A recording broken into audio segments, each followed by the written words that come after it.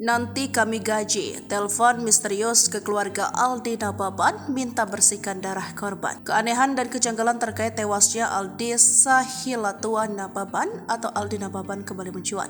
Sang kakak Mona Lisa Nababan menerima telepon yang cukup aneh. Mona Lisa bercerita bahwa ada seseorang yang menelponnya dan mendesak untuk segera membersihkan darah dalam kamar. Orang tersebut bahkan berniat membayar pekerja untuk membersihkan darah dalam kamar lokasi mahasiswa tewas di Bali. Menurut Mona, orang itu menyetujui untuk membersihkan darah di kamar kos Aldi. Sebab menurut orang itu, pemilik kos akan menggelar upacara terkait mahasiswa tewas di Bali. Namun pernyataan berbeda justru didapatkan Mona dari pemilik kos, yaitu Nyoman Risub Artana. Kata Mona, Risub justru belum menyentuh sama sekali kamar kos tempat ditemukan jasad Aldi Sahilatua Nababan. Dari situlah ia merasa janggal dan curiga terhadap orang tersebut. Sementara Nyoman Risub Artana memang sudah menggelar upacara di tempat kos. Risub melakukan proses pengulapan setelah jenazah Aldi dikeluarkan dari kamar kos. Sebelumnya Aldi Sahilatua Nababan ditemukan tewas dalam kamar kos di Jalan Bypass Kita Selatan, Bali pada Sabtu 15 November 2023. Berbagai kejanggalan membuat keluarga curiga jika ia meninggal karena dihabisi. Ada beberapa luka yang dinilai janggal hingga komunikasi terasa aneh bagi keluarga. Terpisah, Kasat Reskrim Polresta Denpasar Kompol